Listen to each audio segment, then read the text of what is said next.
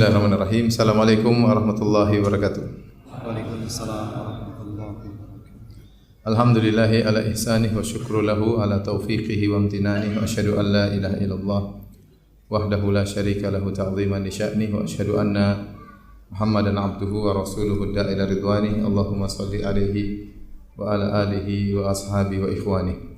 Hadirin dan hadirat, ikhwan dan akhwat yang dirahmati oleh Allah Subhanahu wa taala, puji dan syukur kita panjatkan kepada Allah yang pada kesempatan kali ini masih pertemukan kita di tempat yang mulia.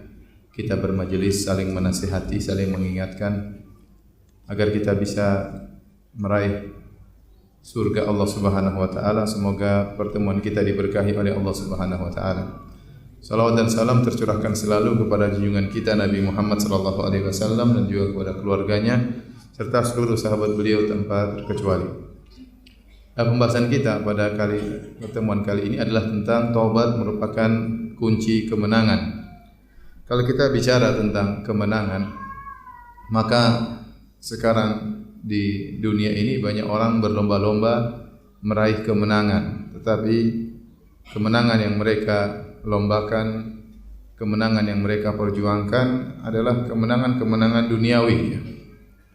Ya, menang dalam tender, ya, menang dalam proyek, ya, menang dalam ujian, ya, sukses dalam usaha, ya, menang dalam lomba, ya.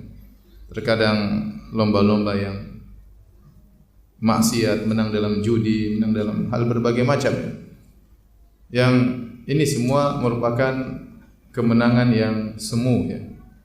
Kemenangan yang sesungguhnya adalah kemenangan di akhirat. Kesuksesan yang sungguhnya adalah kesuksesan di akhirat. Kata Allah Subhanahu wa taala, "Faman zuhziha 'anil nar wa udkhilal jannata faqad faz. Wa mal hayatud dunya illa mata'ul ghurur." Barang siapa yang diselamatkan dari neraka jahanam dan dimasukkan ke dalam surga, faqad faz, maka dia telah menang. Maka dia telah menang. Wa mal hayatud dunya illa mata'ul ghurur.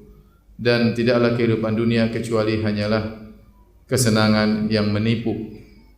Maka seorang mukmin, ya, harus sadar bahwasanya kemenangan yang sungguhnya, keberhasilan yang sungguhnya, kesuksesan yang sungguhnya adalah sukses di akhirat. Sukses di akhirat.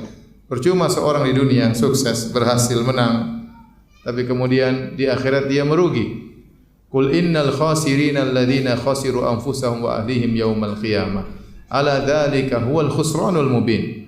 Kata Allah Subhanahu wa taala, katakanlah, sungguhnya orang yang merugi, yang gagal, yang kalah, yang sungguhnya adalah orang-orang yang kalah di hari kiamat kelak, yang mereka rugi dengan keluarganya dan hartanya, ya, mereka merugikan diri mereka, merugikan keluarga mereka, bisa jadi mereka terpisah dari keluarga mereka, ya, dan kehinaan meliputi mereka. Kata Allah Subhanahu wa taala, ala dzalikal huwal khusranul mubin. Ketahuilah itulah kerugian yang sesungguhnya, kerugian yang sesungguhnya, itulah kekalahan yang sesungguhnya. Hadirin dan hadirat yang dirahmati oleh Allah Subhanahu wa taala, kita ini di hidup dunia ini yang menjadi problematika kita adalah perbuatan dosa. Tidak ada kesulitan yang kita hadapi di dunia, apalagi di akhirat, kecuali akibat dosa yang kita lakukan. Di akhirat jelas, dosa membuat kita sengsara di alam barzakh. Dosa-dosa kita membuat kita sengsara di padang mahsyar tatkala kita dibangkitkan. Dosa-dosa kita, maksiat yang kita lakukan, ya, membuat kita sengsara tatkala dihisab, tatkala di mizan. Lebih menderita lagi tatkala kita disuruh melewati sirat dan berujung pada neraka jahanam. Demikian juga di dunia. Tidak ada kesulitan yang kita hadapi kecuali akibat maksiat yang kita lakukan. Oleh karenanya Allah Subhanahu wa taala berfirman, "Wa ma asabaka min sayyi'atin famin nafsik." Tidak ada keburukan apapun yang menimpa engkau kecuali akibat perbuatanmu sendiri. Keburukan apapun. Semua keburukan yang kita alami di dunia ini kecuali tidak lain akibat dosa yang kita lakukan. Allah berfirman, "Ma asabakum min musibatin fabima kasabat aydikum." Tidak ada satu musibah pun yang menimpa kalian kecuali akibat ulah perbuatan kalian. Makanya seorang salaf berkata, "Ma nazala bala'un illa bidzam." Tidaklah bala musibah turun menimpa kecuali akibat dosa. Wa ma rufi'a illa bitaubah, dan tidak diangkat musibah tersebut kecuali dengan taubat kepada Allah Subhanahu wa taala. Segala musibah yang kita rasakan, sampai kesedihan, keletihan, sakit, hinaan, cacian, makian, gangguan, dizalimi oleh orang, semuanya akibat dosa yang kita lakukan. Makanya dalam hadis kata Nabi sallallahu alaihi wasallam, "Ma yusibul muslim min wasabin wala nasabin wala hammin wala hazanin wala ghammin wala adhan wala syauka yushakuha illa kafarallahu biha min khotoyahu." Atau kama qala Nabi sallallahu alaihi wasallam. Kata Rasulullah SAW, tidaklah menimpa seorang muslim dari keletihan, dari penyakit, tidak menimpanya kegelisahan, tidak menimpanya kesedihan, hazan tentang masa lalu yang terlalu diingat-ingat. Kemudian hamin tentang kekhawatiran tentang masa depan. Wala ghammin, tidak ada kegelisahan, gundah gulana dalam hati. Wala adzan, dizalimi oleh orang, disakiti oleh orang, diambil harta oleh orang, ya, dikata-katain oleh orang, dituduh yang tidak-tidak oleh orang lain. Wala syauka yushaquha, bahkan duri yang mengenainya, kecuali Allah akan menjadikan itu sebagai penggugur dosa-dosanya. Berarti ini semua yang dialami, kesedihan, kegelisahan, kekhawatiran, ya, kecemasan, semuanya ini karena dosa.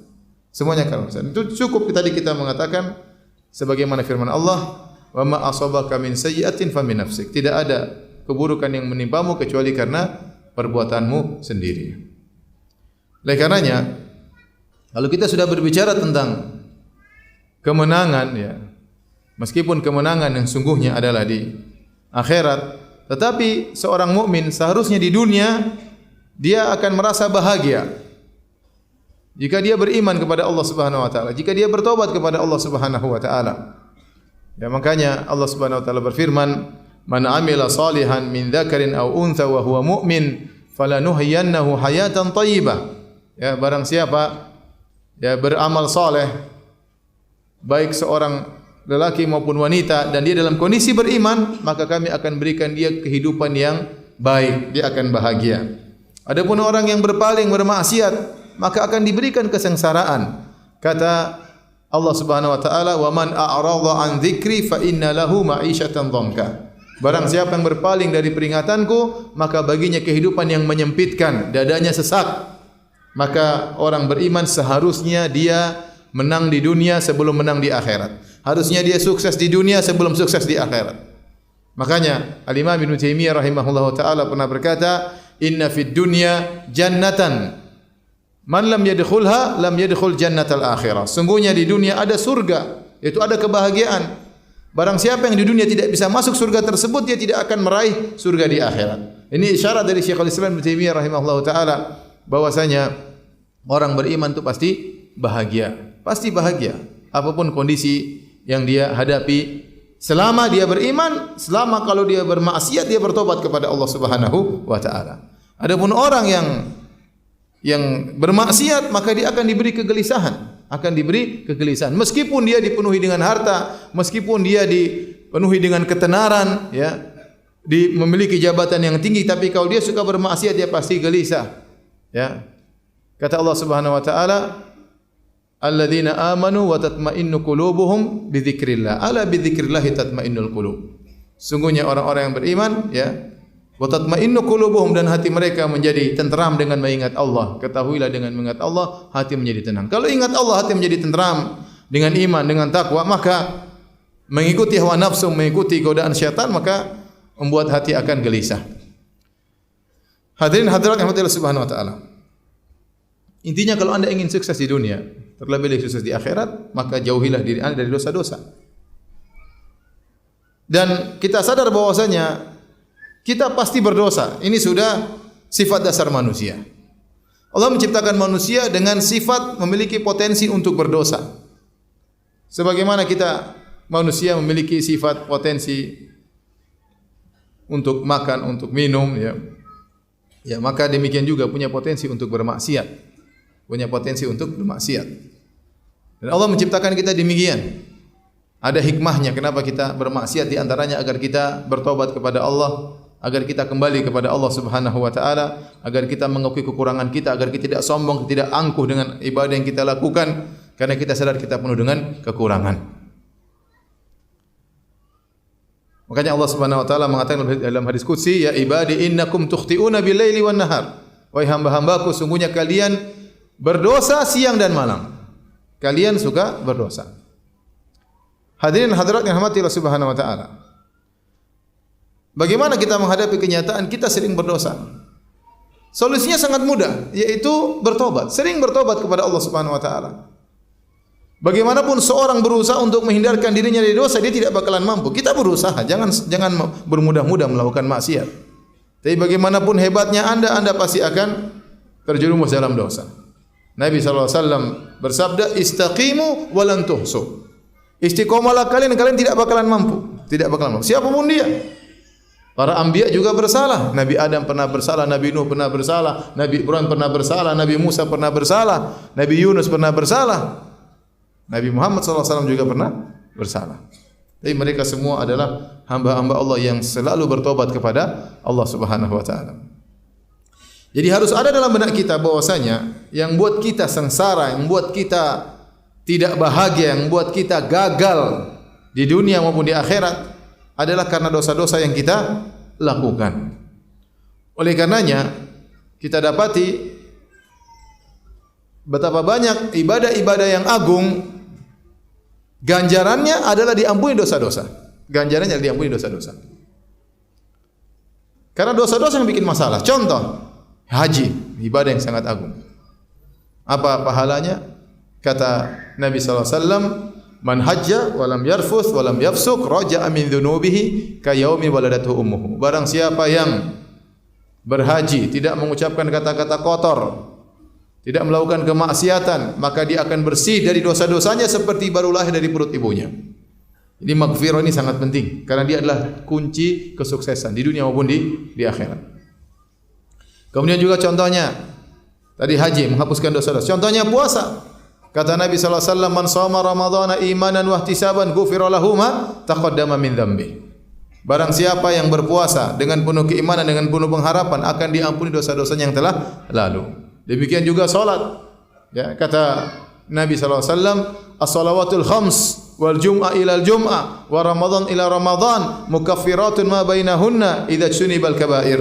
Kata Nabi sallallahu alaihi wasallam, salat yang satu dengan salat yang lainnya, Jumat yang satu dengan Jumat yang lainnya, Ramadan satu dengan Ramadan yang lainnya akan menghapuskan dosa-dosa di antara keduanya selama dijauhi dosa-dosa besar. Jadi ya banyak ibadah-ibadah yang agung, janji Allah adalah agar diampuni dosa-dosa. Kenapa? Karena dosa-dosa ini problem besar.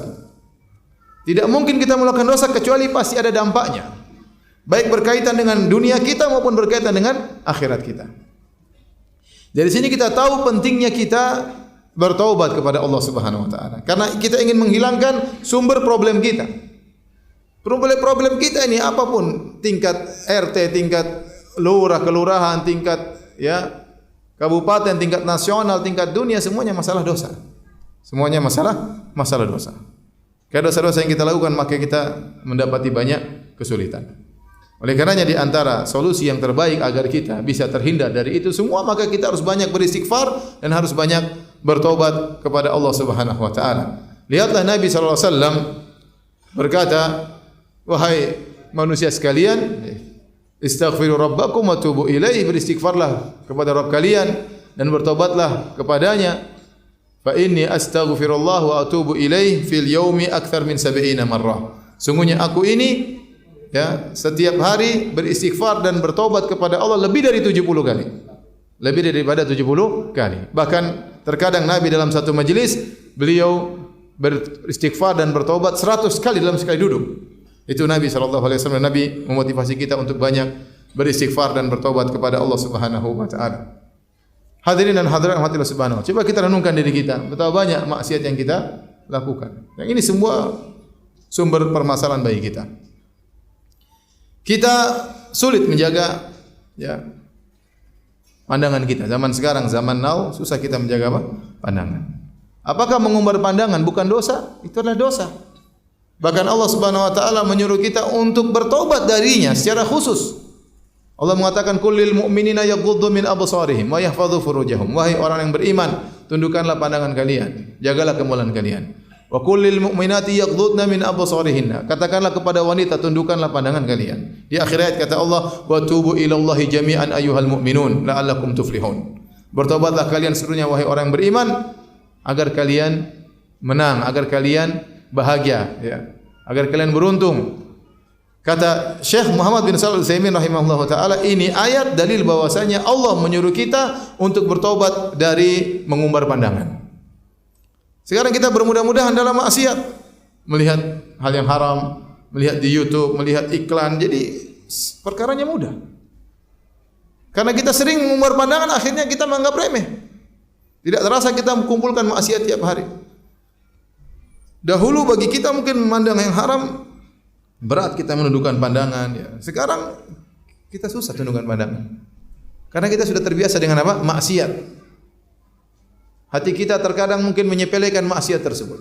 Sekarang kita bicara maksiat tentang lisan. Betapa banyak orang-orang komentar seenaknya, dan komentar tulisan sama dengan lisan.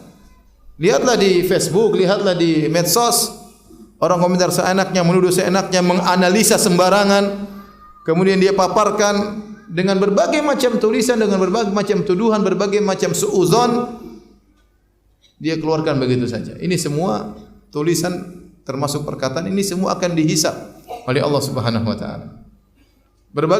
Betapa mudah-mudahnya kita mendengar gibah, dengar berita acara gibah fulan, gibah ini, gibah anu. Jadi hal yang terbiasa. Oleh karenanya Nabi SAW pernah datang kepada Ahlul Baqi. Yang makna sabda Nabi SAW, Nabi mengatakan kalian beruntung sudah meninggal. Datang fitnah-fitnah setelah kalian meninggal dunia.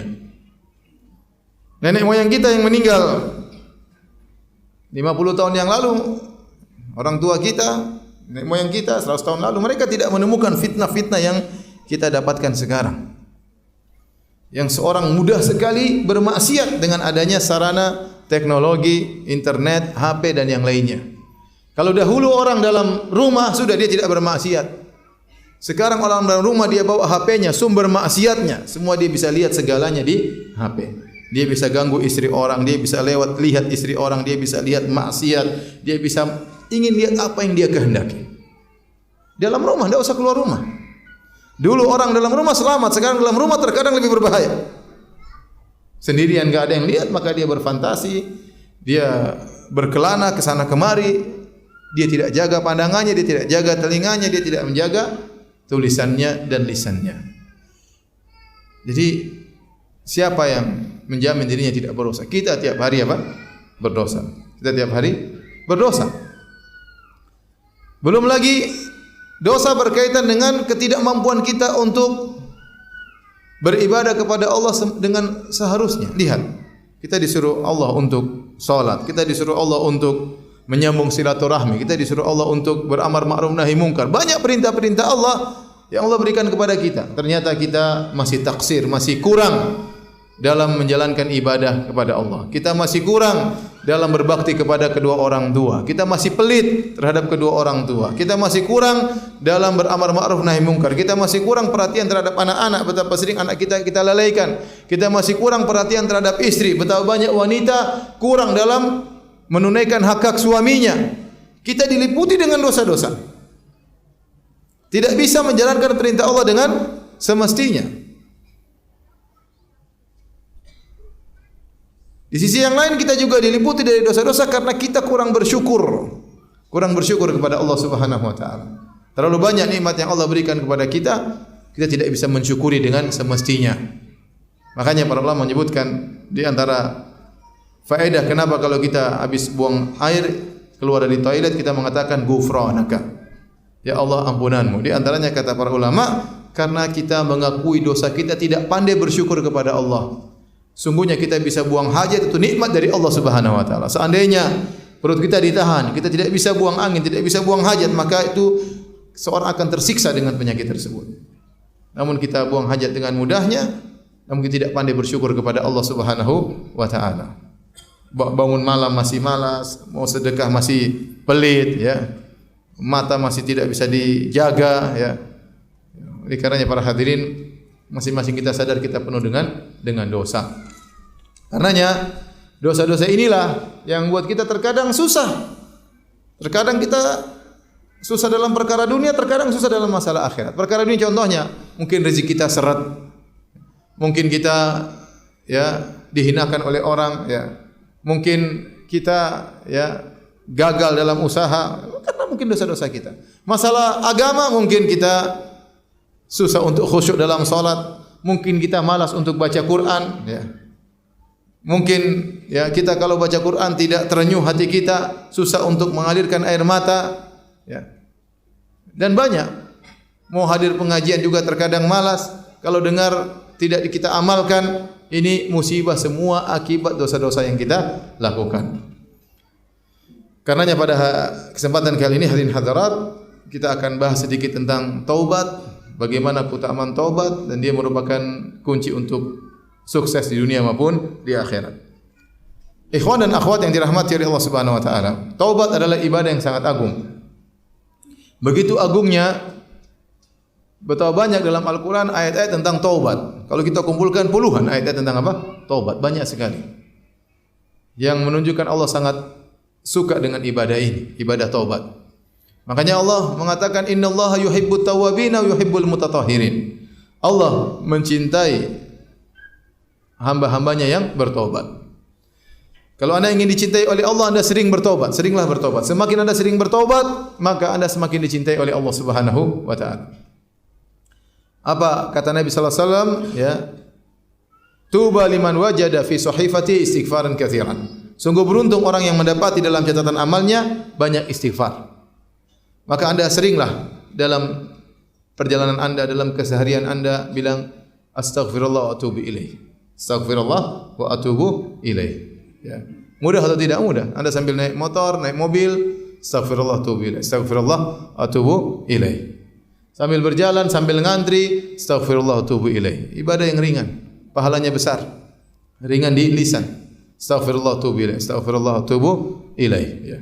Cuma memang kita orang Indonesia ini agak malu-malu kalau beristighfar dengan suara yang didengar ya. Ya, karena sekitar kita jarang yang beristighfar, jarang yang berzikir. Tapi kalau saya di Arab Saudi, sering orang-orang awam, orang-orang tua, astaghfirullah, astaghfirullah, astaghfirullah. Dalam lift, astaghfirullah, astaghfirullah, la ilaha illallah. Biasa, itu biasa kita dengar. Ya. Kita di sini kalau misalnya di mobil, astaghfirullah, astaghfirullah. Kamu ada dosa apa hari ini banyak istighfar? Orang curiga sama kita. Sejak kapan bertobat? Sudah hijrah ya. Kenapa? Karena suasana tidak mendukung. Suasana tidak mendukung. Nah, kalau syekh-syekh datang misalnya di Indonesia saya temani, lihat kerjaan mereka istighfar. Istighfar, astaghfirullah, berzikir. Nanti mereka ngobrol lagi, mereka beristighfar lagi. Kalau saya tanya mereka jawab, setelah itu mereka berzikir lagi. Sudah hal biasa, subhanallah. Kita tidak biasa, makanya antum hidupkan itu. Jalan astaghfirullah atubu ilaih, astaghfirullah atubu ilaih. Rabbi ghfirli wa tub alayya innaka tawwabur rahim. Ya. Ya. Allahumma ghfirli wa tub alayya. Banyak ya. Jadi sering. Sungguh beruntung kata Nabi sallallahu alaihi wasallam orang yang nanti di hari kiamat mendapati catatan istighfarnya banyak.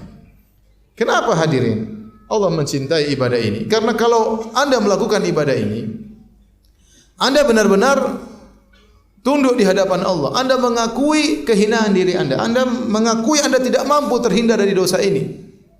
Dan pengakuan Anda, penghinaan diri Anda di hadapan Allah sangat dicintai oleh Allah Subhanahu wa taala. Karena itu bukti penghambaan Anda kepada Allah Subhanahu wa taala. Mengakui kesalahan Anda. Ini ibadah sangat dicintai oleh Allah Subhanahu wa taala. Sampai begitu dicintai oleh Allah Subhanahu wa taala, Nabi pernah berkata, ya, laula lam tuthnibu la dhahaballahu bikum thumma jaa biqaumin yuthnibun fayastaghfirullah fayaghfirullahu lahum. Kalau kalian tidak berdosa, Allah akan binasakan kalian. Dan Allah akan datangkan generasi yang lain, kaum yang lain yang mereka berdosa kemudian mereka beristighfar kepada Allah Subhanahu wa taala. Jadi Allah suka jika Anda beristighfar kepada Allah Subhanahu wa taala. Ya. Sampai begitu cintanya Allah kepada orang yang bertobat, Allah sangat gembira. Sebenarnya dalam Sahih Muslim kata Nabi sallallahu alaihi wasallam, ya, "Lallahu afrahu ashaddu farahan bi 'abdihi idza taba ilaihi hina yatubu ilaihi." Sungguh Allah sangat gembira dengan hambanya tatkala bertobat kepada Allah Subhanahu wa taala. Min ahadikum kana bi ala rahilatihi bi ardin falat. Daripada salah seorang dari kalian dia sedang bersama ontanya di tengah padang pasir. Fan falatat minhu, tahu-tahu ontanya pergi kabur. Wa alaihi ta'amuhu wa syarabuhu. Ternyata di onta tersebut ada bekalnya, makanan dan minumannya. Kemudian ontanya ucul, kabur, ya. Maka dia pun pasrah. Dia tahu dia tidak bisa selamat di tengah padang pasir, tidak ada apa-apa, maka dia pun fattaja'a tahta dhilli syajarah. Maka dia ada sebuah pohon, dia pun tidur di bawah pohon tersebut menunggu kematiannya tadrijian, secara perlahan-lahan. Mulai dia kehausan, mulai dia kelaparan. Maut seakan-akan keluar darinya secara bertahap. Dan dia pasrah, dia bakalan mati. Karena mau kemana lagi? Dia tunggu kematiannya tiba.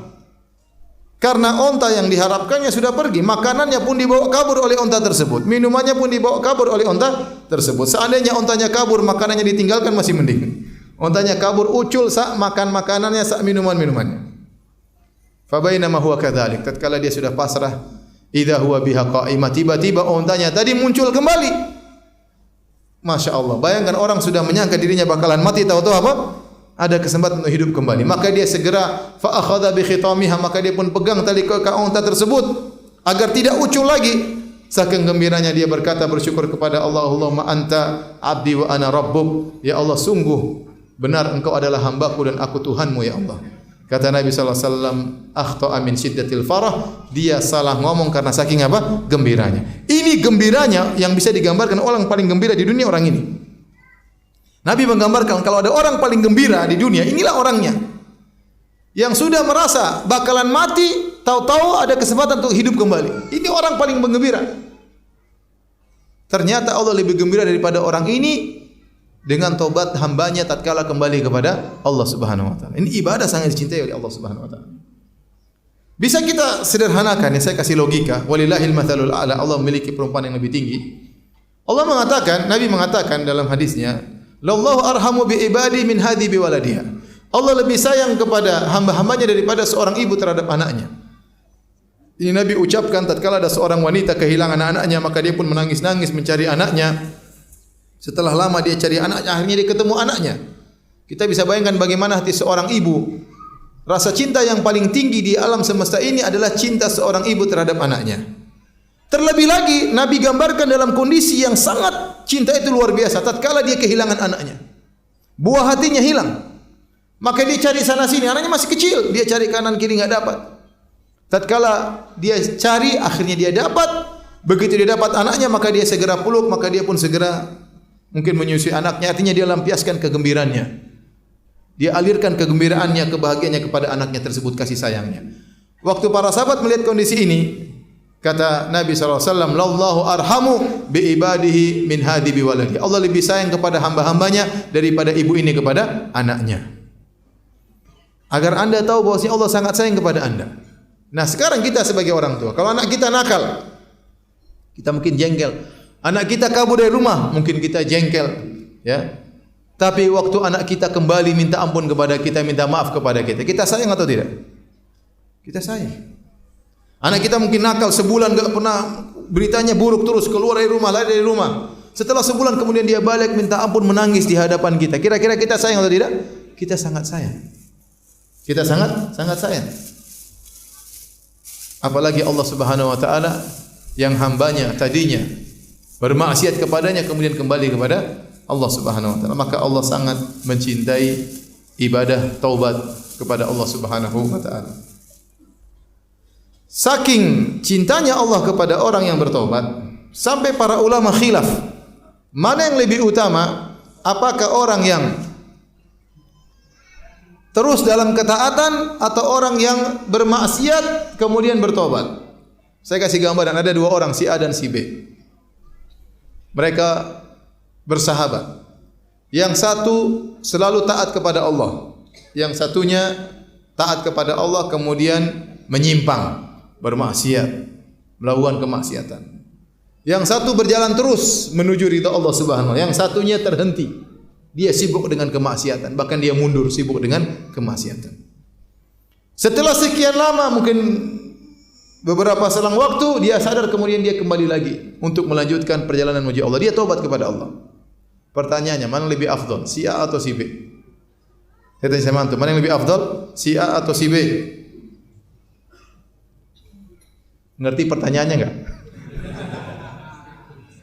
Ada si A, ada si B. Kawan nih, sama-sama dari Klaten ya. Si A selalu taat kepada Allah, salat, ngaji, bakti sama orang tua. Si B juga demikian, tapi tengah jalan dia bermaksiat, ketemu dengan kawan-kawan yang mukhamar, kemudian dia mungkin pacaran, mungkin dia nonton film porno, mungkin dia berzina, mungkin yang lainnya. Kemudian setelah itu dia sadar kembali. Si A sudah terus melanjutkan perjalanannya. Ketika dia kembali, dia bertobat kepada Allah. Sekarang mana lebih afdal, si A atau si B? Hah?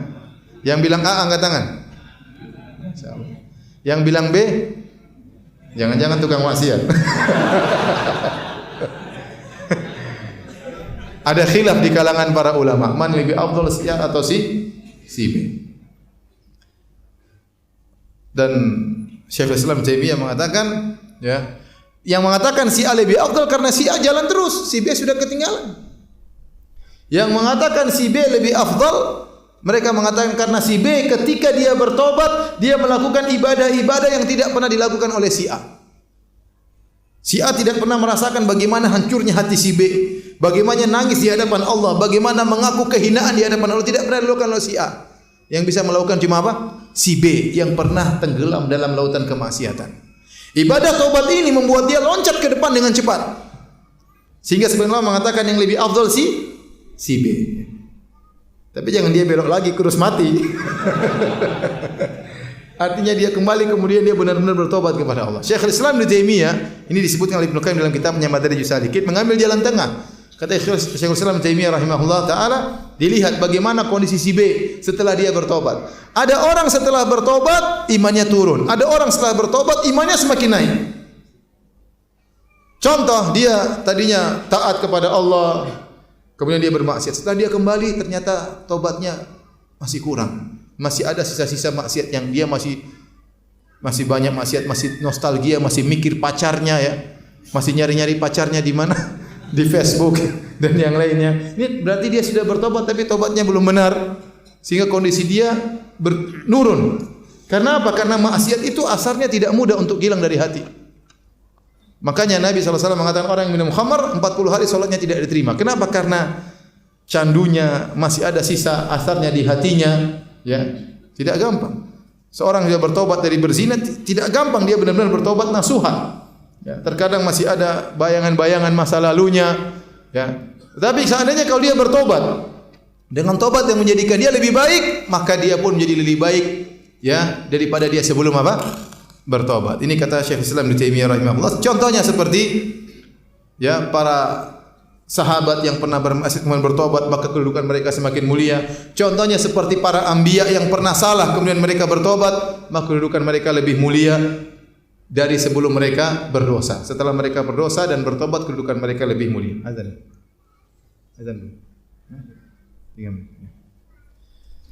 Jadi ini semua dalil dari saya datangkan ya ikhwan, untuk saya jelaskan kepada antum bahwasanya taubat itu ibadah yang mulia. Antum harus senantiasa membasahi lisan antum untuk istighfar. Astaghfirullah wa atubu ilaih. Astaghfirullah wa atubu ilaih. Ustaz, saya enggak pernah bermaksiat. Siapa bilang? Ente bisa jaga pandangan ente. Ente bisa jaga lisan ente. Ente sudah tunaikan hak kedua orang tua ente. Ente sudah tunaikan hak istri, sudah tunaikan hak anak-anak. Ente salat sudah benar. Ente sudah pandai bersyukur kepada Allah. Enggak. Nabi salat sampai kakinya bengkak. Ditanya, "Ya Rasulullah, bagaimana Anda salat seperti ini? Telah diampuni dosa-dosamu yang telah lalu dan akan datang." Kata Nabi, "Afala akunu abdan syakuran?" Kenapa aku tidak menjadi hamba yang pandai bersyukur? Kenapa aku tidak menjadi hamba yang pandai bersyukur? Oleh karenanya tatkala kita sadar kita banyak diliputi oleh dosa, setiap hari kita berdosa dan Allah mengatakan, "Innakum tukhti'una bil-laili wan-nahar." Kalian berbuat maksiat siang dan malam. Ada maksiat yang kita sadari, ada maksiat yang tidak kita sadari. Maka seringlah kita beristighfar. Karena semakin kita banyak istighfar, semakin bertobat, kita semakin membuka kunci pintu kesuksesan di hadapan kita, di dunia maupun di akhirat. Jadi ini yang pertama, bahwasanya ibadah taubat sangat dicintai oleh Allah Subhanahu wa taala. Yang kedua, para hadirin yang dirahmati oleh Allah Subhanahu wa taala, ternyata orang yang bertobat Allah berikan banyak anugerah di dunia. Allah berikan banyak anugerah di dunia. Ada seorang datang kepada Hasan al-Basri, kemudian mengeluhkan tentang hartanya yang sedikit, kurang harta, maka Hasan al-Basri mengatakan, istighfarlah. Muridnya memperhatikan. Ada lagi datang minta fatwa Hasan al-Basri, saya sudah lama menikah tidak punya anak, kata Hasan al-Basri, istighfarlah. Ada orang datang mengeluhkan kekeringan, kemudian bertanya bagaimana dengan solusinya, kata Hasan al-Basri, beristighfarlah. Setiap ada masalah datang kepada Hasan al-Basri, jawabannya beristighfarlah, bertobatlah. Karena semua musibah, ya, solusinya adalah beristighfar dan bertobat kepada Allah Subhanahu wa taala. Kita azan dulu kemudian salat. Gimana? Jadi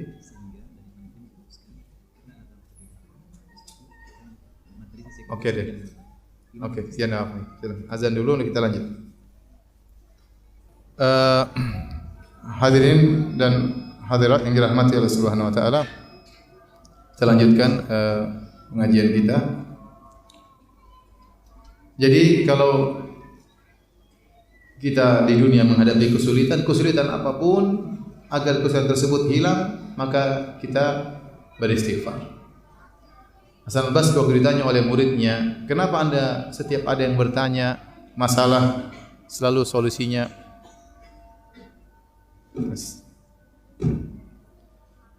murid-muridnya bertanya, kenapa anda setiap ditanya masalah solusinya selalu istighfar? Maka dia pun membacakan firman Allah Subhanahu wa taala tentang perkataan Nabi Nuh kepada kaumnya, Nabi Nuh alaihi salam, "Faqultu astaghfiru rabbakum innahu kana ghaffara yursilis samaa'a 'alaikum midrara wa yumdidukum bi amwalin wa banin wa yaj'al lakum jannatin wa yaj'al lakum anhara." Maka aku berkata kepada mereka, hadirin dan hadirat yang dirahmati Allah Subhanahu wa taala, ya. Maka kata Nabi Nuh, "Faqultu astaghfiru rabbakum." Aku berkata kepada mereka, istighfarlah kepada Rabb kalian, sungguhnya Allah Maha Pengampun. Ingat yang dihadapi oleh Nabi Nuh alaihissalam orang-orang kafir yang musyrik kepada Allah Subhanahu wa taala. Nabi Nuh berkata, kalau kalian beristighfar, yursilis samaa'a 'alaikum midrara, maka Allah akan turunkan hujan yang lebat, hujan berkah. Wa yumdidukum bi amwalin wa banin, Allah akan berikan kepada kalian anak-anak yang berkah, harta yang berkah. Wa yaj'alakum jannatin wa yaj'alakum anhara, Allah akan tumbuhkan tumbuhan bagi kalian, bahkan Allah alirkan sungai-sungai bagi kalian. Kalian sekarang tandus, tidak ada hujan, tidak ada sungai, Allah akan alirkan sungai-sungai kalau kalian bertobat kepada Allah Subhanahu wa taala. Allah turunkan hujan yang penuh dengan berkah. Namun tatkala mereka tidak bertobat kepada Allah, Allah turunkan hujan tapi hujan azab. Hujan apa? Azab, bukan hujan berkah. Nah, lihat, kalau orang kafir saja bertobat kepada Allah, diberi rezeki, diberi anak-anak yang berkah, diberi hujan yang berkah, diberi tumbuhan yang berkah, dialirkan sungai-sungai, bagaimana dengan orang Islam yang bertobat kepada Allah Subhanahu wa taala? Maka ini dalil bahwasanya istighfar dan taubat adalah solusi segala permasalahan di dunia ini, segala permasalahan. Jika antum misalnya dagang enggak laku-laku, antum istighfar. Astagfirullah. Dosa apa ini kok enggak laku-laku daganganku? Antum pulang diomelin sama istri, astagfirullah. Astagfirullah. Kenapa mas astagfirullah? Ini karena dosa-dosa yang saya lakukan. Jadi saya tengok cewek, makanya kamu sekarang ngomelin saya misalnya. Kita enggak tahu ya. Sampai sebagian salah mengatakan aku mendapati dampak dari maksiat yang aku lakukan pada pembantuku, pada dabahku, pada kendaraanku. Bisa jadi ya, problem timbul gara-gara maksiat yang kita lakukan. Berkaitan dengan diri kita, problem tersebut berkaitan dengan keluarga kita, semua gara-gara maksiat yang kita lakukan. Makanya ya, kalau ada problem istighfar, apapun. Antum merasa gelisah, istighfar, astagfirullah. Ada kesedihan yang berkelanjutan tidak berhenti-berhenti, astagfirullah, astagfirullah, astagfirullah. Ada kekhawatiran yang tidak berhenti-berhenti, astagfirullah, astagfirullah. Itu pasti karena dosa-dosa yang kita lakukan. Ustaz, apakah semua ujian pasti karena dosa? Bisa jadi ujian tersebut karena dosa, bisa jadi untuk meningkatkan derajat. Bisa jadi ada dua kemungkinan. Tapi kalau kita menempatkan diri kita pada kemungkinan kedua, oh saya diuji karena untuk angkat derajat, maka terlalu jauh. Ente siapa ente? Tapi kalau ente nabi mungkin lah ya. Tapi kalau ente kayak model kayak gini, sudah tinggal di Klaten di Indonesia, tiap hari nonton Facebook, tiap hari nonton YouTube, oh saya diangkat derajat oleh Allah, terlalu jauh kayaknya. Ya kita suudzon kepada diri kita. Kita bilang mungkin ya, saya dosa-dosa. Kalau ternyata ujian tersebut mengangkat derajat, alhamdulillah. Tapi kita pastikan kita ini ada dosa. Ya, kalau ada ujian yang kita hadapi, musibah kita hadapi, kita sabar, mengurangi dosa-dosa dan mengangkat derajat, plus dua-duanya. Mengurangi dosa dan mengangkat derajat. Tapi di antara solusi yang bisa kita lakukan, kita banyak apa? Istighfar. Astagfirullah wa atubu ilaih. Astagfirullah wa atubu ilaih. Astagfirullah wa atubu ilaih. Seperti itu. Benar-benar kita minta ampun kepada Allah agar diberi solusi dari Allah Subhanahu wa taala. Makanya Nabi Yunus alaihissalam begitu ditelan oleh ikan paus, apa dia katakan? La ilaha illa anta subhanaka inni kuntu minadh dhalimin. Ya Allah, tidak ada yang berhak disembah kecuali Engkau. Sungguhnya aku termasuk orang-orang yang zalim. Nabi Yunus alaihissalam seorang nabi mengakui kesalahan. Mengakui kesalahannya, maka Allah pun mengeluarkan dia dari perut ikan paus. Allah beri solusi. Falaula annahu kana minal musabbihin la labitha fi batnihi ila yaumi yub'atsun. Kalau bukan dia bertasbih, mengakui kesalahannya, beristighfar kepada Allah, maka aku akan biarkan, maka dia akan tinggal dalam perut ikan paus sampai hari kiamat. Jadi kalau antum kena masalah apapun, segera istighfar dan bertobat kepada Allah Subhanahu wa taala. Masalah di rumah tangga, masalah ekonomi, masalah dakwah. Dan itu disampaikan oleh Syekhul Islam Ibnu Taimiyah rahimahullah. Waktu dia menjelaskan tentang 20 sebab kenapa seorang harus memaafkan, harus bersabar, dia sebutkan kalau Anda ditimpa dengan kezaliman, ditimpa dengan musibah, introspeksi diri. Jangan langsung Anda lemparkan kesalahan kepada orang lain. Pertama, lemparkan kesalahan kepada diri kita. Istri kita ngomel sama kita, mungkin dia salah. Tapi kenapa Allah membuat dia jadi salah kepada kita? Karena dosa kita. Paham? Mungkin secara kalau kita periksa, dia yang salah. Kenapa dia begini? Kenapa dia begini? Kenapa dia nuntut ini, nuntut anu ya.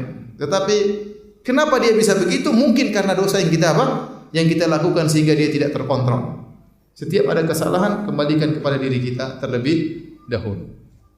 Baik. Jadi orang yang bertobat dan beristighfar kepada Allah Subhanahu wa taala, Allah berikan dia sukses di dunia. Allah mudahkan urusannya. Orang yang sering beristighfar, kalau dia berdakwah, insya Allah dimudahkan dakwahnya. Kalau dia seorang pedagang, insya Allah dimudahkan dagangnya. Ya. Kalau dia berniat menjalankan sunnah, insya Allah dimudahkan menjalankan sunnahnya. Sampai saya bercanda kepada sebagian teman, ente selalu gagal poligami karena banyak maksiat, kurang istighfar. Bercanda ibu-ibu yang enggak. Kalau ente ditolak, astagfirullah, biar diterima. Intinya, semua problematika ini karena apa? Karena dosa. Antum yakin atau tidak? Yakin, sudah, itu karena dosa. Ma asabaka min sayyi'atin fa min nafsik. Apapun keburukan yang menimpamu karena kesalahanmu. Baik, ini di dunia Allah berikan ketenangan, Allah berikan solusi. Terlebih lagi di akhirat. Terlebih lagi di akhirat. Kalau seorang bertobat kepada Allah Subhanahu wa taala, maka Allah akan ampuni dosa-dosanya sebanyak apapun. Sebanyak apapun, sebanyak ya buih di lautan, sebanyak ya tetesan air hujan, sebanyak jumlah butiran pasir di alam semesta, sebesar bumi ini. Kalau kamu bertobat, Allah akan ampuni dosa-dosamu. Mudah bagi Allah. Tidak ada dosa sebesar apapun di hadapan Allah jika seorang bertobat. Karena Allah Ghaffar, Allah Maha Pengampun. Allah Ghafur, Allah Ghafir. Sebanyak apapun dosa dilakukan, kalau dia bertobat diterima oleh Allah. Berulang-ulang 1000 kali dia lakukan, Allah akan ampuni. Ya. Karena Allah Maha Pengampun dengan cara dia bertobat. Makanya taubat ini adalah ibadah mungkin sangat dibenci oleh iblis. Kenapa iblis? Bayangkan kalau ada iblis ya, iblis menggoda seorang. Orang ini mungkin sudah bermaksiat 80 tahun. Dari sejak lahir maksiat. maksiat 80 tahun.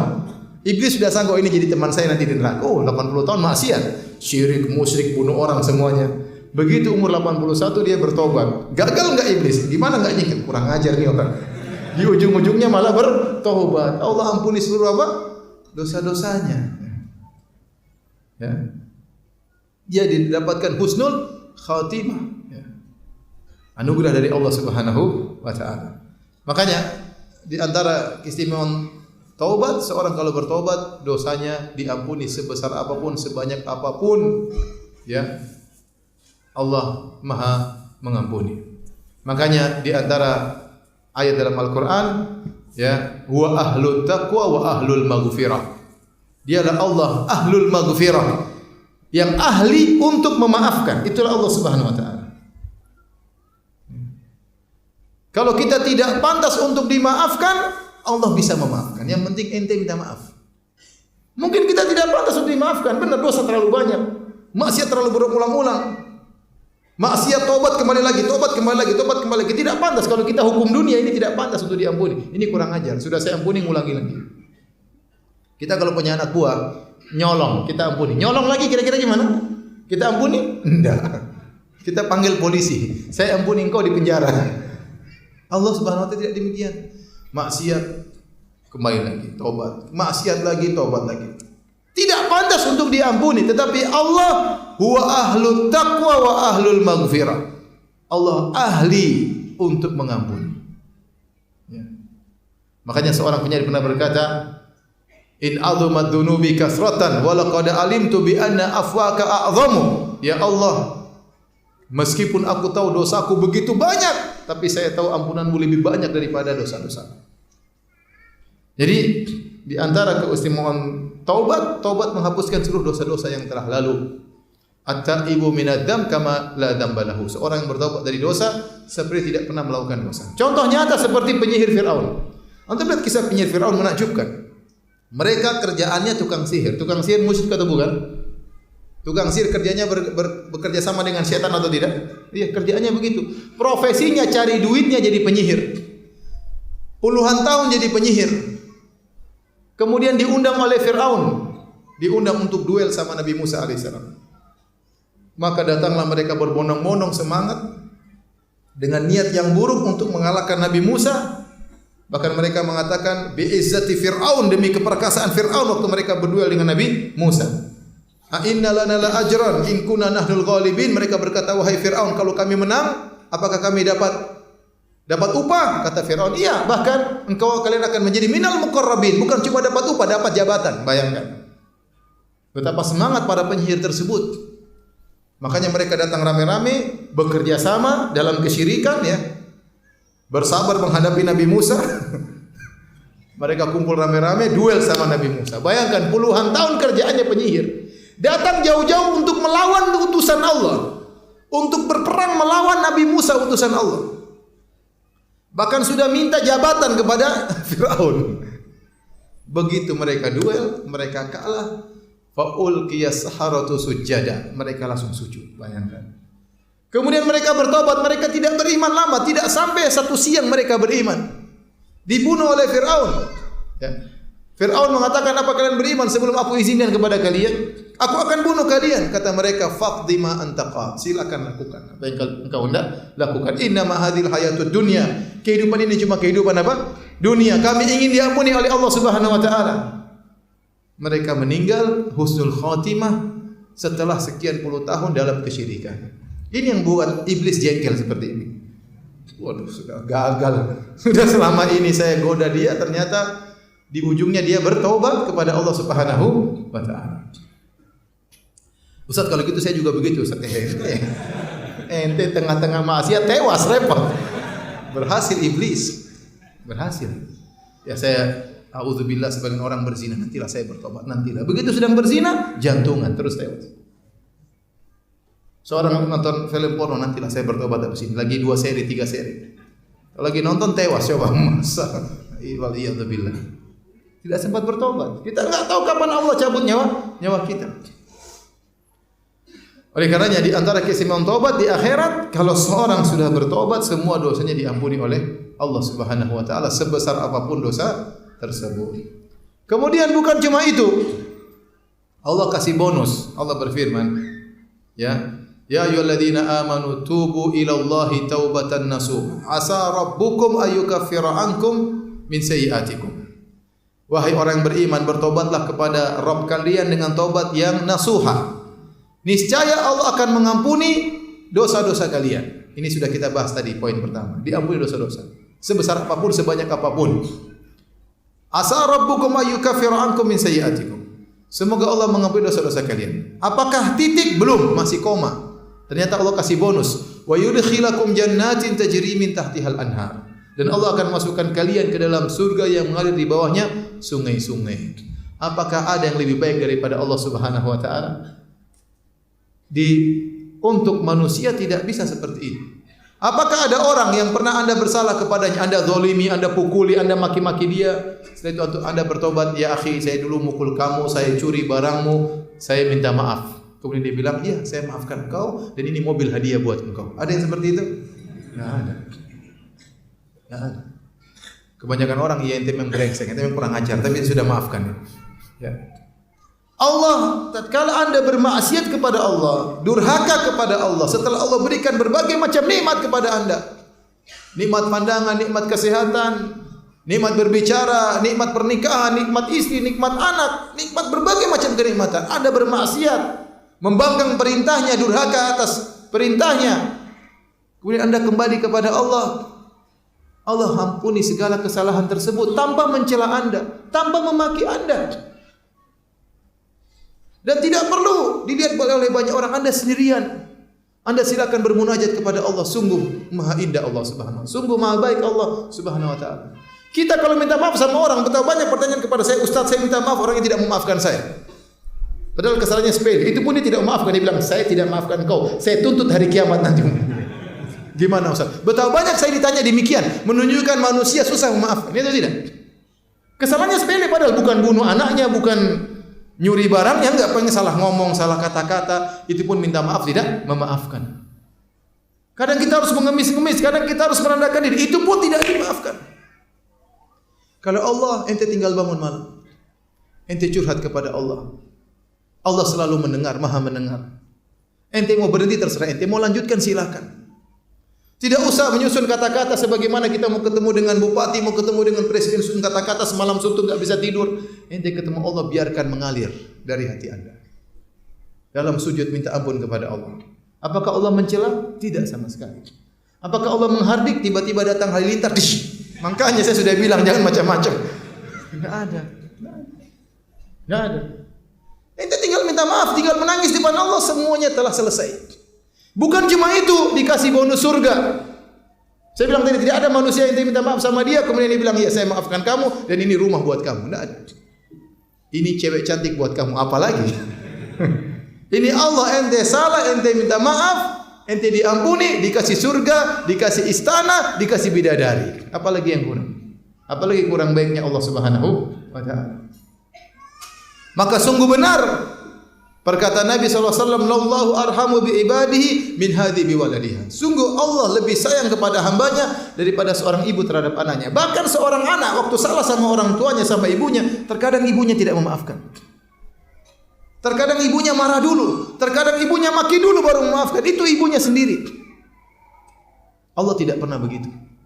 Allah tidak pernah begitu. Biar Anda tahu bahwasanya Anda memiliki Tuhan yang sangat sayang kepada Anda.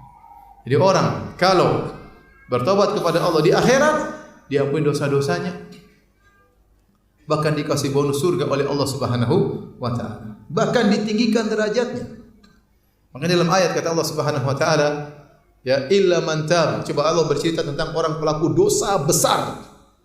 Kata Allah, walladzina la yad'una ma'allahi ilahan akhar wa la yaqtulun nafsa allati harramallahu illa bil haqq wa la yaznun. Ini 3 dosa paling besar. Dan orang-orang yang tidak berbuat kesyirikan, dan orang-orang tidak membunuh orang lain, dan orang-orang tidak berzina. Wa may yaf'al dzalika yalqa athama. Barang siapa melakukan dosa ini, syirik kepada Allah, berzina, membunuh orang, yalqa athama, dia akan mendapatkan dosanya pada hari kiamat. Yudha'af lahul adzabu yaumal qiyamah. Maka pada hari kiamat dia akan dilipat gandakan dosanya. Siksaannya akan dilipat gandakan. dikekalkan dalam neraka jahanam. Setelah itu Allah mengatakan illa man taba, kecuali orang yang bertobat, wa amana wa amila amalan salihan. Kemudian dia beriman dan beramal saleh. Kata Allah, faulaika yubaddilullahu sayyi'atihim hasanat. Mereka ini dosa-dosanya dirubah menjadi kebaikan. Bayangkan, maksiatnya dirubah jadi pahala. Apa yang lebih indah daripada ini? Apalagi yang lebih baik daripada ini? Maka kalau Anda ingin sukses dunia maupun di akhirat, perbanyak bertobat kepada Allah Subhanahu wa taala. Maka saya ingatkan para hadirin, ya, kita diajarin oleh Nabi sallallahu alaihi wasallam istighfar di pagi hari, petang hari. Anda boleh istighfar 100 kali di pagi hari, istighfar 100 kali di petang hari. Anda bisa baca doa sayyidul istighfar di pagi hari dan petang hari. Habis salat kita istighfar, astagfirullah, astagfirullah, astagfirullah. Habis salat malam, wabil ashari hum yastaghfirun. Dan di waktu sahur mereka beristighfar. Itu kebiasaan orang-orang soleh. Selalu banyak istighfar kepada Allah Subhanahu wa taala. Selalu banyak bertobat kepada Allah Subhanahu wa taala. Demikian saja yang bisa saya sampaikan. Selanjutnya kalau ada pertanyaan saya persilahkan. Wallahu taala alam bisawab. Ya. Yang pertama hadiah bagi yang bisa menjawab. Enggak banyak ya, enggak banyak, tapi bisa beli nasi goreng.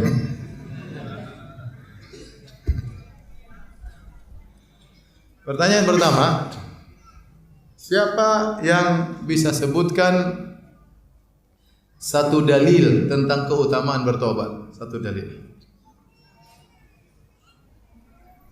Nah, ini berdiri.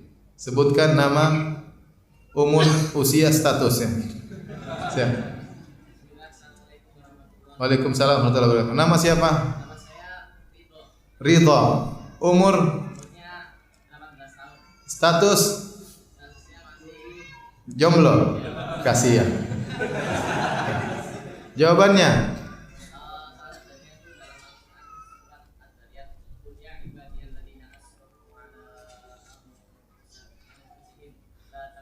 Masya Allah, itu ayatnya benar, tetapi bukan surat Az-Zariyat. Ya. Kemudian tidak saya bacakan tadi di pengajian. Jadi hadiahnya cuma 100.000. Ya, sini silakan. Mudah-mudahan bisa buat mahar. Sama buku, ya. Insya Allah. Allah ibarik fiik. Masya Allah. Baik, kita lanjutkan. Pertanyaan kedua. Sama, siapa yang bisa sebutkan dalil tentang keutamaan tobat dari ayat-ayat yang saya bacakan? Silakan, berdiri, sebut nama, usia, status. Maju-maju, saya enggak dengar, mohon maaf.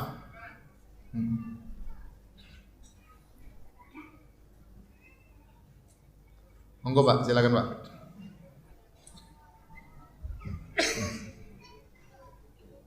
Ya. Usia berapa? 62.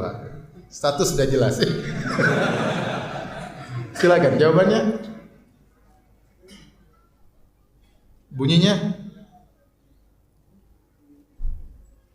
taubatan nasuha. Masya Allah. Ya ayyuhalladzina amanu tubu taubatan nasuha. Silakan. Masya Allah, sini. Ini 200. Karena jawabannya benar. Jazakallahu khairan. Allah barik fiik. Okay. Pertanyaan ketiga.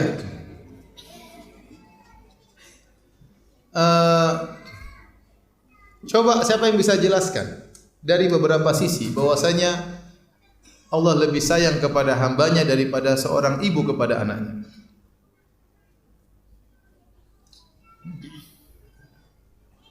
Angkat tangan, berdiri. Jomblo Klaten. Siapa nama? Umur? Status jelas ya. Masih lajang. Silakan. Apa?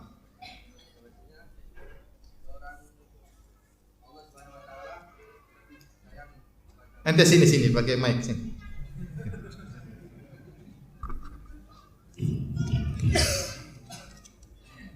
Silakan.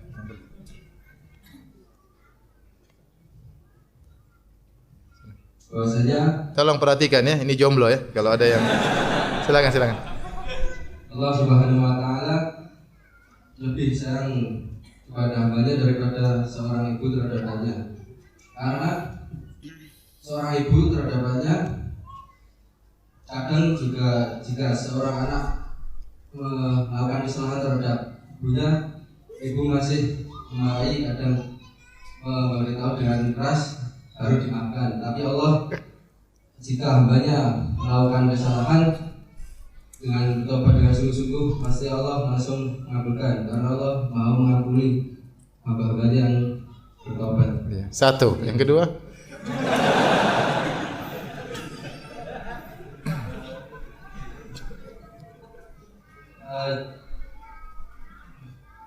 Kalau Allah Subhanahu wa taala jika hambanya bertobat pasti dimaafkan dan diberi surga dari sana. Tapi seorang ibu kalau marah, seorang ibu jika memarahi anaknya pasti nggak dikasih mobil.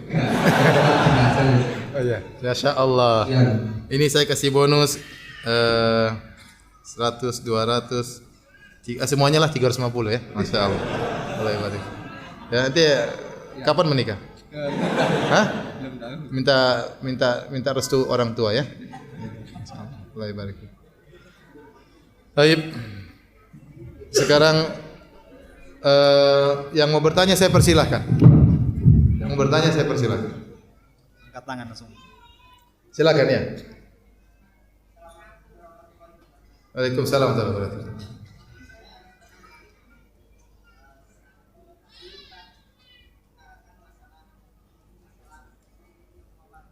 Masalah apa? Minum khamar ya.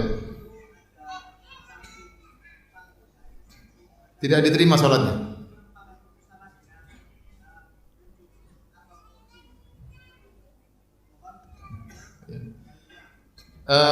Masalah ini bahwasanya seorang yang minum khamar tidak terima sholatnya 40 hari, maka tidak bisa dikiaskan. Ada beberapa dalil yang menunjukkan seorang tidak terima sholatnya 40 hari, di antaranya minum khamar, di antaranya pergi ke dukun, man ata kahinan fasalu an syai'in lam tuqbal salatu 40 yawman, barang siapa datang ke dukun bertanya tidak terima salatnya selama 40 hari. Di antaranya budak yang kabur tidak diterima salatnya sampai dia kembali kepada majikannya. Di antaranya dua orang yang bertengkar, salatnya tidak terima sampai kemudian akur kembali. Namun tidak bisa kita kiaskan kepada seluruh maksiat. Kita hanya terbatas kepada nas-nas dan dalil yang datang. Ada beberapa maksiat yang disebutkan kalau dilakukan maka salat tidak diterima oleh Allah Subhanahu wa taala, di antaranya tadi yang saya sebutkan. Maka tidak bisa dikiaskan kepada yang lainnya. Ini antum dapat hadiah. Tolong. Uangnya sudah habis tapi ya. Maaf.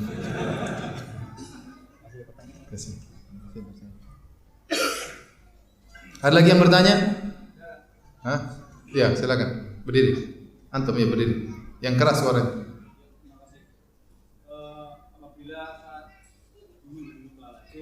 Dahulu kala.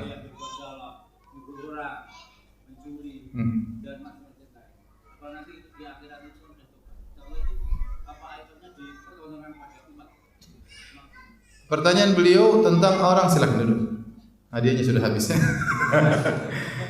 Beliau bertanya, hafizahullahu taala wa baraka fi, tentang seorang yang dahulu mungkin bermaksiat dengan berbagai macam maksiat, mungkin pernah mukul orang, pernah ngambil harta orang, pernah ganggu istri orang ya, dan berbagai macam maksiat. Kalau dia sudah bertobat kepada Allah, apa akan dipertontonkan kepada khalayak, kepada umat? Jawabannya tidak. Kalau seorang sudah bertobat tidak bakalan dipertontonkan kepada umat. Tetapi apakah akan dia lihat kembali? Itu yang jadi khilaf di kalangan para ulama. Saya ulangi, kalau dia sudah bertobat, maka dosa-dosanya tidak akan diumbar di hadapan apa? Umat. Tetapi apakah dia akan diingatkan kembali oleh Allah Subhanahu wa taala dengan maksiat-maksiat tersebut? Ini ada khilaf di kalangan para ulama. Sebagian ulama berpendapat orang yang sudah bertobat dari dosa-dosanya tidak akan diungkit lagi oleh Allah Subhanahu wa taala. Mereka berdalil dengan keumuman hadis, at-taibu minadz dzam kaman la dzamba lahu. Seorang yang bertobat dari dosa seperti tidak ada dosa lagi. Sudah, seperti dia tidak pernah melakukan. Kemudian juga seperti sabda Nabi sallallahu alaihi wasallam, wa atbi'is sayyi'atal hasanata tamhuha. Lakukanlah kalau kau bermaksiat lakukan kebaikan maka niscaya akan menghapuskan. Berarti terhapus. Catatannya pun sudah tidak ada, dihapus. Allah juga berfirman, "Innal hasanati yudhibna sayyi'at." Sungguhnya kebaikan-kebaikan akan menghapus keburukan-keburukan, sehingga catatannya sudah tidak ada, Allah tidak akan ungkit kembali. Ini pendapat sebagian salaf. Namun kebanyakan ulama berpendapat, kalau orang sudah bertobat tetap diperlihatkan. Yang dihapus cuma azabnya, dosanya, tapi catatannya masih ada. Catatannya masih ada. Mereka berdalil dengan misalnya yauma yatadzakkarul insanu ma sa'a. Pada hari tersebut orang akan ingat seluruh apa yang pernah dia lakukan. Di antaranya dia diingatkan dengan catatannya, Iqra kitabak, baca catatan, baca catatan. Ya, kemudian juga dalam hadis Allah Subhanahu wa taala tatkala menghisab seorang mukmin, Allah dekatkan, kemudian Allah tutup, tidak ada yang tahu antara dia dengan Allah saja. Orang mukmin tidak akan dihinakan pada hari kiamat kelak. Antara Allah dengan dia. Kemudian Allah ingatkan dosa-dosa yang pernah dia lakukan. Kau pernah begini, kata dia, "Na'am ya Rabb, saya pernah begini, saya pernah begini, saya begini." Kata Allah, "Wa qad satartuha 'alaika fid dunya." Dulu di dunia saya tutup dosa-dosamu ini. Sekarang di akhirat saya ampuni. Ya, saya ampuni. Oleh karenanya sebagian ulama berpendapat kalau kita sudah bertobat, meskipun tobat kita diterima oleh Allah, meskipun dosa-dosa kita diampuni oleh Allah, tetap akan diingatkan kembali oleh Allah pada hari kiamat. Maka ikhwan, ini cukup sebagai zajar, sebagai peringatan kepada kita jangan bermaksiat meskipun kita bakalan bertobat. Karena tatkala kita diungkit kembali oleh Allah pada hari kiamat kelak, kita akan malu. Kamu pernah begini, kamu pernah begini, kamu pernah, meskipun kita bertobat. Ya. Dan ini khilaf tadi saya katakan, ini pendapat sebagian ulama, pendapat yang kedua. Adapun diumbar di hadapan umum maka tidak. Maka sudah tidak lagi. Wallahu a'lam bishawab. Ustaz, semoga Allah melindungi dan merahmati Ustaz dan keluarga. Amin ya rabbal alamin. Izin bertanya, saya sering terjerumus dalam dosa bermaksiat ketika sendirian. Saya tahu dosa tersebut dapat menggugurkan amal ibadah saya, bahkan menghambat terkabulnya doa. Saya bertobat terjerumus lagi, bertobat terjerumus lagi. Saya pun tahu bahwa kita tidak boleh putus asa dalam mencari rahmat Allah. Bagaimana caranya agar saya bisa meninggalkan dosa ini, Ustaz? Ini pertanyaan terlalu banyak sampai orang datang kepada saya kemudian menangis di hadapan saya. Yaitu melihat ya film-film yang tidak benar, aurat-aurat wanita, melihat film porno. Ini kebiasaan anak muda zaman sekarang, anak muda zaman now. Ya. Jadi ini adalah maksiat zaman sekarang. Karena terbukanya internet, kemudian seorang bisa mengakses apa yang dia kehendaki, maka akhirnya dia terjebak dalam kecanduan melihat hal-hal yang haram. Dia berjuang, dia bertobat kembali lagi, berjuang bertobat kembali lagi. Dan hendaknya dia selalu berjuang sampai dia meninggalkan dosa tersebut. Tapi di antara hal yang bantu dia untuk meninggalkan hal ini, maka saya ingatkan bahwasanya dengan dia setiap hari seperti itu atau dalam waktu dia melakukan demikian, maka dia hanya menghabis-habiskan waktunya. Bayangkan seorang kalau setiap hari kecanduan menonton film porno, dia nonton setengah jam, 1 jam, ya. Bayangkan kalau sudah sebulan 30 jam. Bayangkan kalau sudah bertahun-tahun berapa ratus jam yang dia buang-buang untuk maksiat, dan semua akan dia dapati pada hari kiamat kelak. Sampai ada beberapa orang yang kemudian terjebak dalam maksiat ini berbelasan tahun. Sampai di antara mereka ada yang sudah menikah masih terus terbawa kecanduan tersebut. Bayangkan kalau dia meninggal dalam kondisi membawa maksiat yang begitu banyak yang dia kumpul bertahun-tahun, bahkan puluhan tahun. Apa nasibnya di hari kiamat kelak? Maka dia ingat hal tersebut, jangan dia buang-buang waktunya untuk hal yang bermaksiat yang buruk seperti ini. Kemudian subhanallah, imannya bagaimana tidak turun? Semua sampah, kotoran, keburukan, kehinaan dia lihat dalam film-film seperti itu. Dulu ada seorang yang soleh namanya Jurej. Dia pernah dipanggil oleh ibunya, kemudian akhirnya dia tidak jawab karena dia sedang sholat. Maka ibunya marah, kemudian ibunya berdoa, Allahumma la tumithu hatta turiyahu wujuhal mumisat. Ibunya berdoa, ya Allah, jangan kau matikan anakku Jurej sampai kau buat dia melihat wajah pezina.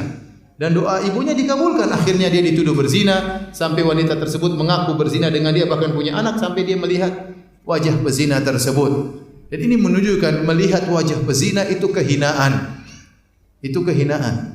Nah, orang nonton seperti itu dia lihat pezina lelaki, pezina wanita, dia nikmati wajah-wajah seperti itu, dan ini adalah hal yang sangat menghabiskan imannya, sangat menghinakan dirinya. Makanya dia bertobat kepada Allah Subhanahu wa taala. Kemudian perkara kedua, bayangkan kalau dia sedang bermaksiat tahu-tahu dia meninggal dunia. Sekarang Allah tutup aibnya, mungkin berapa tahun lagi Allah akan bongkar aibnya. Betapa banyak orang sekarang yang sedang menutup aibnya puluhan tahun yang lalu dibongkar oleh orang-orang yang jahat sekarang. Kalau dia tidak segera bertobat, bisa jadi suatu saat Allah akan bongkar aibnya. Ini tuh perkara yang sangat menghinakan apa? Dirinya. Masih mending Allah bongkar aibnya, Allah buat dia meninggal dalam kondisi demikian. Dia sedang asik-asik melihat yang haram, tahu-tahu Allah cabut nyawanya. Maka saya ingatkan, ya hadirin hadirat rahmatillah subhanahu wa taala, seorang kecanduan dengan hal ini, maka dia harus lawan. Ini namanya kecanduan. Dan kecanduan, menurut penelitian kecanduan, melihat hal-hal seperti ini lebih parah daripada kecanduan narkotik, lebih parah daripada kecanduan rokok, lebih parah daripada kecanduan khamar. Ya. Karena dia terus berfantasi ingin melihat yang bermacam-macam, tidak ada hentinya. Adapun khamar, objeknya cuma satu, itu aja. Adapun morfin, objeknya cuma satu, itu saja. Tetapi film porno objeknya banyak, judulnya banyak, pemainnya banyak. Ya, sehingga dia selalu berfantasi ingin melihat yang baru, sehingga otaknya rusak. Otaknya rusak, kecanduannya lebih parah daripada kecanduan yang lainnya. Maka untuk menghilangkan kecanduan ini, dia bertobat kepada Allah, menangis di hadapan Allah. Menangis, salat malam.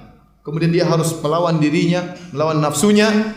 Ya, kalau dia bisa meninggalkan, insya Allah 2 bulan, 3 bulan, dia akan bisa meninggalkan selamanya dengan izin Allah Subhanahu Wa Taala. Tapi dia harus setiap ada syahwatnya ingin nonton, segera pergi, cari kawan, cari kesibukan, pergi ke masjid, nangis dan yang lainnya. Pokoknya setiap kesibukan, kemudian dia pergi sampai kalau sudah sebulan, 2 bulan, 3 bulan, dia bisa meninggalkan, maka niscaya kecanduan tersebut akan hilang. Kalau kecanduannya sudah hilang, maka jangan sekali-sekali coba-coba dia melihat lagi. Sedikit saja sesuatu maksiat dia lihat akan memunculkan nostalgia yang telah lalu, maka dia akan kembali lagi seperti sedia kala. Kalau Allah sudah hilangkan kecanduan tersebut, jangan coba-coba lagi. Dan yang terakhir, kalau dia belum nikah, segera nikah. Kalau tidak nikah, repot di zaman sekarang ini. Ya, makanya saya bilang tadi, kasihan orang-orang jomblo. Kalau ente punya uang zakat, kasih zakat sama dia, biar dia bisa apa? Nikah. Benar, boleh kasih zakat sama. Kasihan dia menderita. Pemuda zaman dahulu tidak seperti pemuda zaman sekarang. Sekarang maksiat di mana-mana. HP isinya kerusakan, ya. Maka kalau kita bisa bantu segera dia menikah, maka segera menikah. Obat yang paling utama untuk menghilangkan penyakit seperti ini adalah apa? Menikah.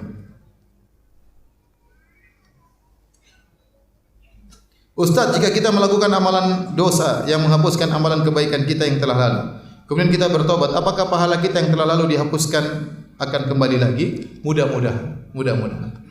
Ya, mudah-mudahan dikembalikan lagi oleh Allah Subhanahu wa taala.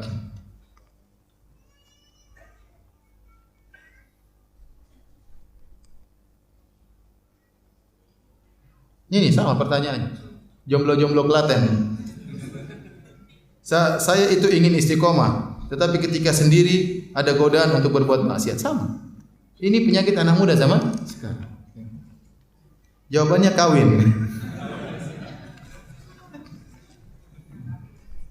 Dan saya ingatkan kepada orang tua, jangan halangi anak Anda segera kawin. Jangan buat dia terjebak dalam lautan kemaksiatan. Jangan buat dia tiap hari merusak pandangannya dengan hal yang haram. Bantu dia untuk menikah.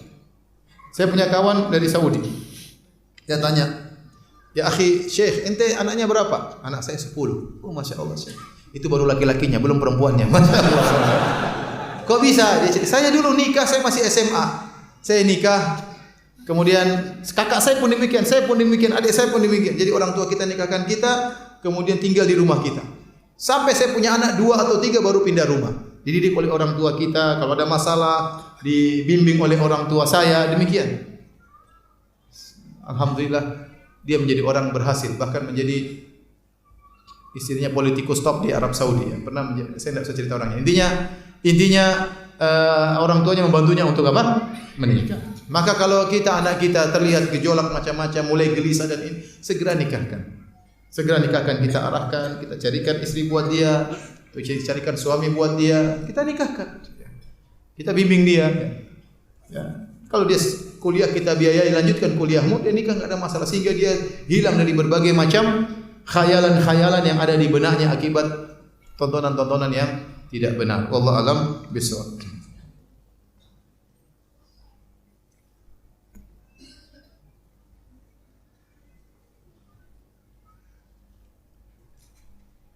Bagaimana agar kita bisa beristiqomah dengan baik dan benar? Karena iman sering naik turun dan banyak turunnya. Iman sering naik turun tapi banyak apa? Turunnya.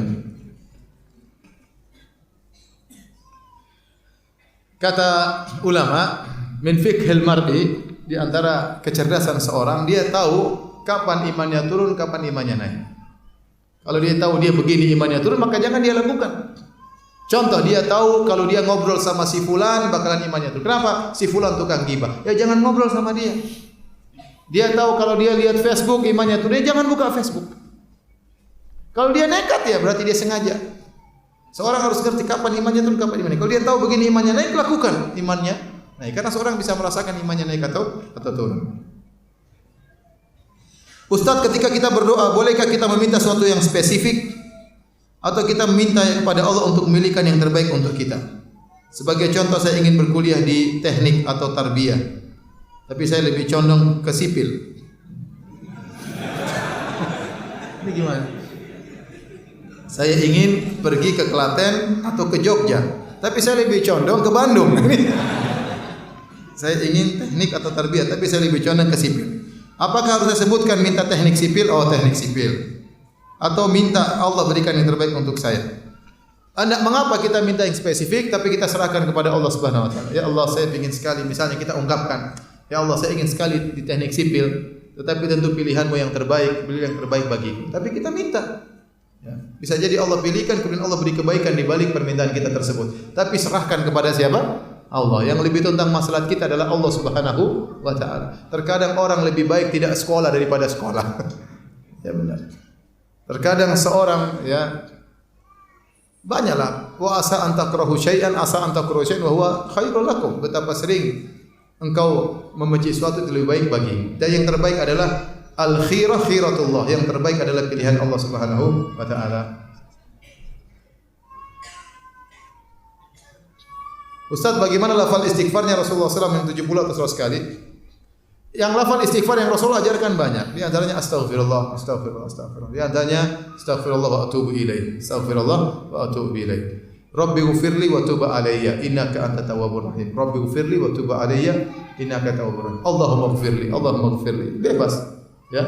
Rabbi ghfirli, Rabbi ghfirli. Rasulullah pernah mengucapkan semuanya. Yang penting waktu Anda istighfar, Anda menghayati ucapan Anda tersebut. Rabbi ghfirli artinya ya Allah, ampuni dosa-dosaku, ya Allah tutuplah aib-aibku, ya Allah jauhkanlah aku dampak dari maksiat yang aku lakukan. Itu makna Rabbi ghfirli. Tapi ada yang bertanya langsung? Yang lain? Hah? Menyambung yang mana? Monggo berdiri.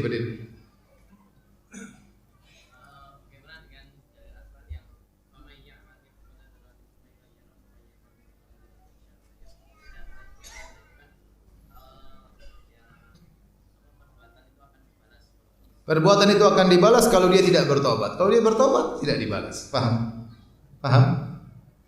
Atau nanti mau dibalas juga? Baik. Terakhir saya yang bertanya, ya coba berdiri. Sebut nama, umur, status. Namanya siapa? Syifa. Umur? Cipa. Jipa. Ya. Jipa. Usia berapa? 29 tahun. Status sudah menikah. Sudah punya anak? Alhamdulillah. Apa pertanyaannya?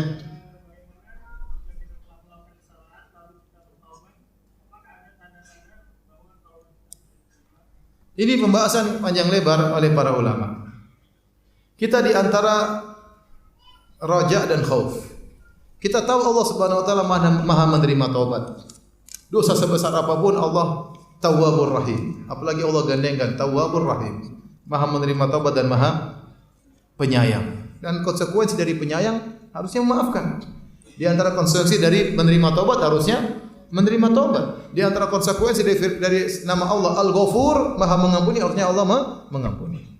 Seharusnya kalau kita bertobat Allah ampuni kita. Yang penting kita memenuhi persyaratan apa? Taubat.